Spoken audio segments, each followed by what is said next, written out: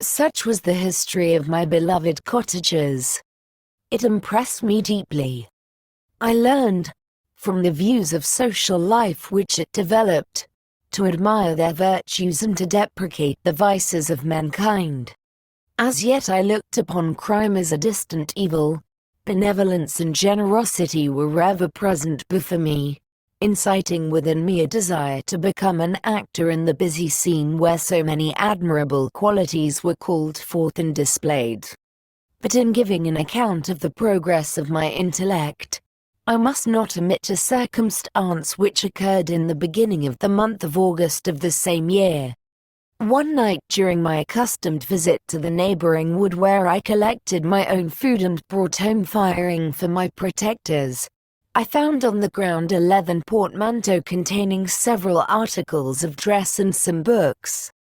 I eagerly seized the prize and returned with it to my hovel. Fortunately the books were written in the language, the elements of which I had acquired at the cottage. They consisted of Paradise Lost, a volume of Plutarch's Lives, and the Sorrows of Werther.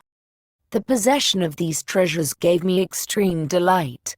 I now continually studied and exercised my mind upon these histories, whilst my friends were employed in their ordinary occupations.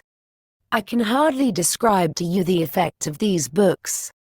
They produced in me an infinity of new images and feelings, that sometimes raised me to an ecstasy, but more frequently sunk me into the lowest dejection. In the Sorrows of Werther, besides the interest of its simple and affecting story, so many opinions are canvassed and so many lights thrown upon what had hitherto been to me obscure subjects that I found in it a never-ending source of speculation and astonishment. The gentle and domestic manners it described, combined with lofty sentiments and feelings, which had for their object something out of self, accorded well with my experience among my protectors and with the wants which were forever alive in my own bosom. But I thought Werther himself a more divine being than I had ever beheld or imagined. His character contained no pretension, but it sank deep. The disquisitions upon death and suicide were calculated to fill me with wonder. I did not pretend to enter into the merits of the case, yet I inclined towards the opinions of the hero, whose extinction I wept, without precisely understanding it. As I read, however, I applied much personally to my own feelings and condition.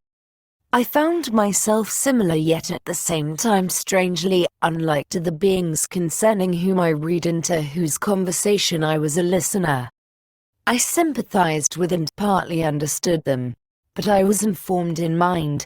I was dependent on none and related to none. The path of my departure was free, and there was none to lament my annihilation. My person was hideous and my stature gigantic. What did this mean? Who was I? What was I? Whence did I come? What was my destination? These questions continually recurred, but I was unable to solve them. The volume of Plutarch's Lives which I possessed contained the histories of the first founders of the ancient republics. This book had a far different effect upon me from the Sorrows of Werther. I learned from Werther's imaginations despondency and gloom, but Plutarch taught me high thoughts. He elevated me above the wretched sphere of my own reflections, to admire and love the heroes of past ages. Many things I read surpassed my understanding and experience. I had a very confused knowledge of kingdoms, wide extents of country, mighty rivers, and boundless seas. But I was perfectly unacquainted with towns and large assemblages of men. The cottage of my protectors had been the only school in which I had studied human nature, but this book developed new and mightier scenes of action. I read of men concerned in public affairs, governing or massacring their species. I felt the greatest ardor for virtue rise within me. and abhorrence for vice.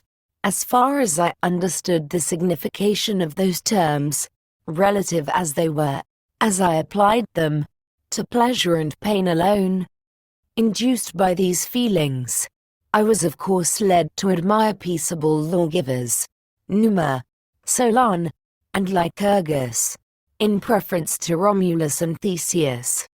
The patriarchal lives of my protectors caused these impressions to take a firm hold on my mind. Perhaps, if my first introduction to humanity had been made by a young soldier, burning for glory and slaughter, I should have been imbued with different sensations. But Paradise Lost excited different and far deeper emotions. I read it, as I had read the other volumes which had fallen into my hands, as a true history. It moved every feeling of wonder and awe that the picture of an omnipotent God warring with his creatures was capable of exciting. I often referred the several situations, as their similarity struck me, to my own. Like Adam, I was apparently united by no link to any other being in existence, but his state was far different from mine in every other respect. He had come forth from the hands of God a perfect creature, happy and prosperous, guarded by the especial care of his Creator. He was allowed to converse with and acquire knowledge from beings of a superior nature, but I was wretched, helpless, and alone. Many times I considered Satan as the fitter emblem of my condition, for often, like him, when I viewed the bliss of my protectors, the bitter gall of envy rose within me. Another circumstance strengthened and confirmed these feelings. Soon after my arrival in the hovel I discovered some papers in the pocket of the dress which I had taken from your laboratories. At first I had neglected them, but now that I was able to decipher the characters in which they were written, I began to study them with diligence. It was your journal of the 4 months that preceded my creation. You minutely described in these papers every step you took in the progress of your work. This history was mingled with accounts of domestic occurrences. You doubtless recollect these papers. Here they are. Everything is related in them which bears reference to my accursed origin. The whole detail of that series of disgusting circumstances which produced it is set in view. The minutest description of my odious and loathsome person is given, in language which painted your own horrors and rendered mine indelible. I sickened as I read. Hateful day when I received life, I exclaimed in agony. Accursed Creator! Why did you form a monster so hideous that even you turned from me in disgust? God, in pity, made man beautiful and alluring, after his own image, but my form is a filthy type of yours, more horrid even from the very resemblance. Satan had his companions, fellow devils, to admire and encourage him, but I am solitary and abhorred. These were the reflections of my hours of despondency and solitude, but when I contemplated the virtues of the cottagers, their amiable and benevolent dispositions, I persuaded myself that when they should become acquainted with my admiration of their virtues they would compassionate me and overlook my personal deformity. Could they turn from their door one, however monstrous, who solicited their compassion and friendship? I resolved, at least, not to despair, but in every way to fit myself for an interview with them which would decide my fate. I postponed this attempt for some months longer, for the importance attached to its success inspired me with a dread lest I should fail. Besides, I found that my understanding improved so much with every day's experience that I was unwilling to commence this undertaking until a few more months should have added to my sagacity. Several changes, in the meantime, took place in the cottage. The presence of Safie diffused happiness among its inhabitants, And I also found that a greater degree of plenty reigned there. Felix and Agatha spent more time in amusement and conversation, and were assisted in their labors by servants. They did not appear rich, but they were contented and happy. Their feelings were serene and peaceful, while mine became every day more tumultuous. Increase of knowledge only discovered to me more clearly what a wretched outcast I was. I cherished hope, it is true, but it vanished when I beheld my person reflected in water or my shadow in the moonshine, even as that frail image in that inconstant shade. I endeavored to crush these fears and to fortify myself for the trial which in a few months I resolved to undergo, and sometimes I allowed my thoughts, unchecked by reason, to ramble in the fields of paradise, and dared to fancy amiable and lovely creatures sympathizing with my feelings and cheering my gloom. Their angelic countenances breathed smiles of consolation. But it was all a dream. No Eve soothed my sorrows nor shared my thoughts. I was alone. I remembered Adam's supplication to his Creator. But where was mine? He had abandoned me, and in the bitterness of my heart I cursed him. Autumn passed thus. I saw, with surprise and grief, the leaves decay and fall, and nature again assume the barren and bleak appearance it had worn when I first beheld the woods and the lovely moon.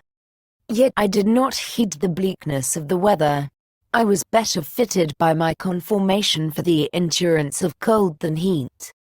But my chief delights were the sight of the flowers, the birds, and all the gay apparel of summer. When those deserted me, I turned with more attention towards the cottagers. Their happiness was not decreased by the absence of summer. They loved and sympathized with one another, and their joys, depending on each other, were not interrupted by the casualties that took place around them. The more I saw of them, the greater became my desire to claim their protection and kindness. My heart yearned to be known and loved by these amiable creatures, to see their sweet looks directed towards me with affection was the utmost limit of my ambition. I dared not think that they would turn them from me with disdain and horror. The poor that stopped at their door were never driven away. I asked, it is true, for greater treasures than a little food or rest. I required kindness and sympathy, but I did not believe myself utterly unworthy of it. The winter advanced, and an entire revolution of the seasons had taken place since I awoke into life. My attention at this time was solely directed towards my plan of introducing myself into the cottage of my protectors. I revolved many projects, but that on which I finally fixed was to enter the dwelling when the blind old man should be alone. I had sagacity enough to discover that the unnatural hideousness of my person was the chief object of horror with those who had formerly beheld me. My voice, although harsh, had nothing terrible in it. I thought, therefore, that if in the absence of his children I could gain the goodwill and mediation of the old de Lacy, I might by his means be tolerated by my younger protectors. One day, when the sun shone on the red leaves that strewed the ground and diffused cheerfulness, although it denied warmth, Safie, Agatha, and Felix departed on a long country walk, and the old man, at his own desire, was left alone in the cottage. When his children had departed, he took up his guitar and played several mournful but sweet airs, more sweet and mournful than I had ever heard him play before. At first his countenance was illuminated with pleasure, but as he continued, thoughtfulness and sadness succeeded. At length, laying aside the instrument, he sat absorbed in reflection. My heart beat quick. This was the hour and moment of trial, which would decide my hopes or realize my fears. The servants were gone to a neighboring fair. All was silent in and around the cottage. It was an excellent opportunity. Yet, when I proceeded to execute my plan, my limbs failed me and I sank to the ground. Again I rose, and exerting all the firmness of which I was master, removed the planks which I had placed before my hovel to conceal my retreat. The fresh air revived me, and with renewed determination I approached the door of their cottage. I knocked. "Who is there?" said the old man. "Come in." I entered. "Pardon this intrusion," said I. "I am a traveler in want of a little rest.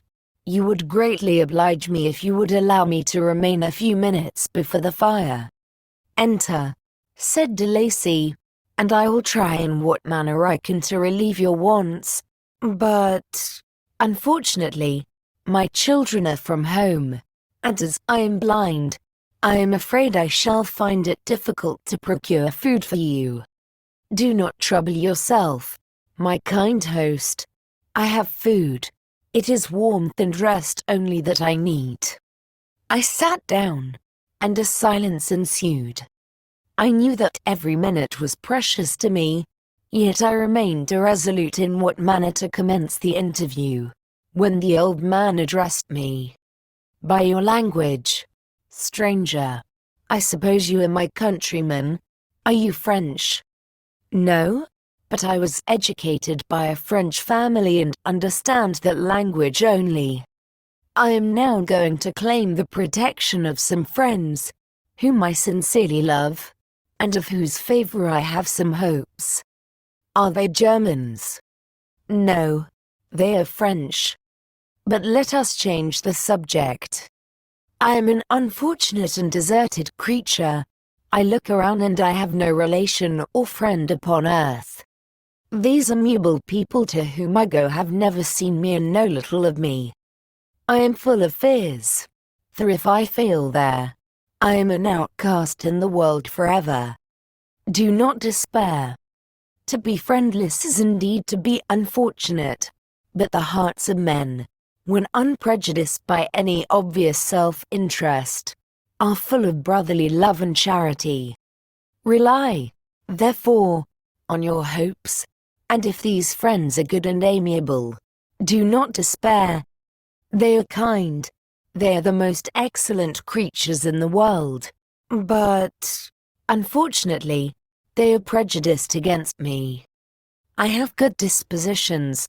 My life has been hitherto harmless and in some degree beneficial, but a fatal prejudice clouds their rise, and where they ought to see a feeling and kind friend, they behold only a detestable monster. That is indeed unfortunate, but if you are really blameless, cannot you undeceive them? I am about to undertake that task, and it is on that account that I feel so many overwhelming terrors. I tenderly love these friends. I have, unknown to them, been for many months in the habits of daily kindness towards them, but they believe that I wish to injure them, and it is that prejudice which I wish to overcome. Where do these friends reside? Near this spot. The old man paused and then continued, "If you will unreservedly confide to me the particulars of your tale, I perhaps may be of use in undeceiving them. I am blind and cannot judge of your countenance, but there is something in your words which persuades me that you are sincere. I am poor and an exile, but it will afford me true pleasure to be in any way serviceable to a human creature. Excellent man. I thank you and accept your generous offer. You raise me from the dust by this kindness, and I trust that, by your aid, I shall not be driven from the society and sympathy of your fellow creatures. Heaven forbid. Even if you were really criminal, for that can only drive you to desperation, and not instigate you to virtue. I also am unfortunate. I and my family have been condemned, although innocent. Judge, therefore, if I do not feel for your misfortunes. How can I thank you? my best and only benefactor. From your lips first have I heard the voice of kindness directed towards me. I shall be forever grateful, and your present humanity assures me of success with those friends whom I am on the point of meeting. May I know the names and residence of those friends? I paused. This, I thought, was the moment of decision, which was to rob me of or bestow happiness on me forever. I struggled vainly for firmness sufficient to answer him, but the effort destroyed all my remaining strength. I sank on the chair and sobbed aloud. At that moment I heard the steps of my younger protectors. I had not a moment to lose, but seizing the hand of the old man, I cried, "Now is the time.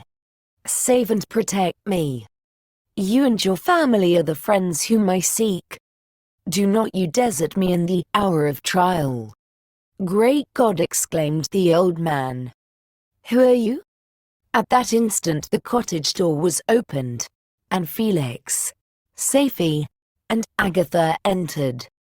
Who can describe their horror and consternation on beholding me?